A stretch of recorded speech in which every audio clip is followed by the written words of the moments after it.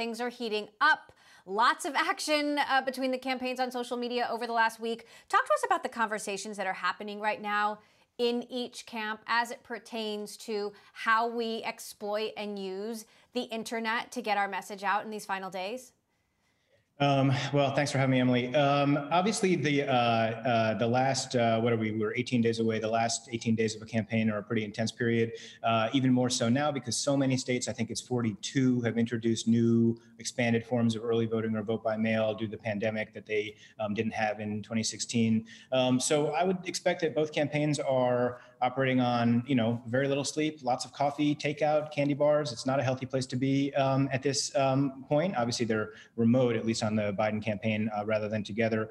I think that there's a broad perception in both parties that there aren't a lot of persuadable voters out there. The Trump strategy has been, honestly, since 2015, since his first campaign, a base, sort of excitement and mobilization strategy. That wasn't necessarily the case for Democrats in 2016, but it's certainly the case to a higher degree now, where we're really focused on turnout on, Black and brown voters, people who may have been demobilized in 2016, people who may have a very difficult time voting due to the restrictions that the Republicans have put up, making it more difficult for them to vote, and making sure that all those people feel inspired to vote and then have the means and the wherewithal and the education of how to vote. So I think there's a lot less of a focus on the sort of so-called swing voter and lots of focus on finding every last person who's already made up their mind for you and making sure they decide to vote rather than, to vote for you.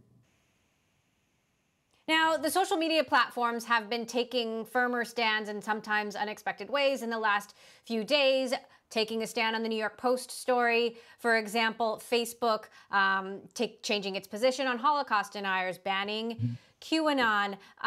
Is this actually going to have an impact, or is it too late? In terms of the election, I think it's probably too late. I do want to applaud the moves. Facebook in particular, but also Google, which is the parent company of YouTube, obviously, Twitter, differently. They've all had a relatively laissez-faire approach to content that was either hateful or had the potential to incite violence, to disinformation campaigns and so forth. And we've seen them all sort of move toward a more aggressive moderation approach in the past couple of days and weeks, most notably the couple of examples that you cited. In terms of the election, I think it's probably too late to swing a lot of voters. I do think that they may have laid down some very important precedent that will govern how they handle misinformation as to the results themselves or potential disinformation campaigns in the days following the election. If people want to, one candidate wants to claim victory who didn't, let's be honest, Donald Trump wants to claim victory if he didn't win, or if someone wants to use these platforms to incite violence. So I think part of what they're doing may be less about influencing the next 18 days and more about getting an infrastructure in place to be prepared for the week, 2 weeks, 3 weeks that may follow that, and all the mayhem that we're all worried may occur. But I think the bigger impact of this is really in the long term. Disinformation isn't going anywhere. Obviously, divisiveness and hate speech aren't going anywhere. And it's interesting, and I think pretty important that we've seen these companies change their tunes, in sort of small-ish ways, but the ways that maybe setting an example or a precedent going forward as to how they're going to handle these kinds of things.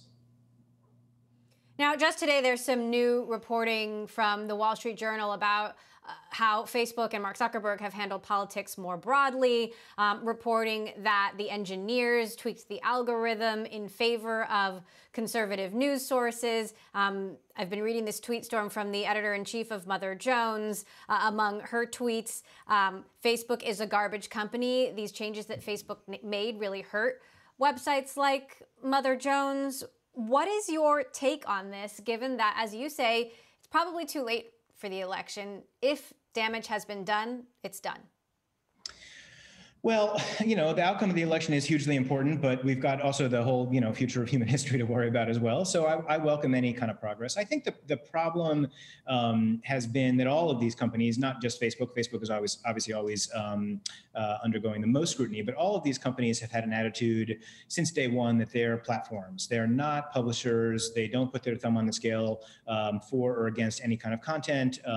You, the user, can say what you want, and they're not there to get in the way of that. that. And there's always been a bit of a dishonesty to that, because as soon as they introduced algorithms, then they are in the business of putting their thumb on the scale for or against certain kinds of content. It's not like a newspaper style gatekeeper, an individual saying, I want to boost this post and derank that post, but there's a complex algorithm that is making decisions as to which posts you see when you log in. It's not simply a chronological feed of everybody you follow and what they've said recently. And so, I think what that's done is actually, probably more inadvertently than on purpose, had the effect of boosting the most incendiary stuff, the most divisive stuff, the stuff that gets people riled up. And that's why the rise of the far right, not just in the US, but all around the world, and the rise of hate speech and this utter divisiveness in the States, that's why that has all sort of coincided with the rise of social media. It's not exclusively due to social media, but I think social media has accelerated all of those. Right. All those trends. And so, I think obviously, everybody has strong feelings about what's going to happen in 18 days. It's hugely important. It's hugely consequential for the next 4 years and a lot of time after that. But I think the bigger question is, how do we get our country back to a place where our politics functions? How do we, how do we do our best to sort of stomp out hate speech, the QAnon type conspiracy theories that have taken over not 1 or 2%, sort of fringe populations, but 20 or 30% of the population, members of Congress being elected who believe in this stuff because they're getting it online. And so they've taken some I think, some pretty meaningful steps to sort of begin to tamp that down. They've also obviously exposed themselves to a lot of, a lot of criticism.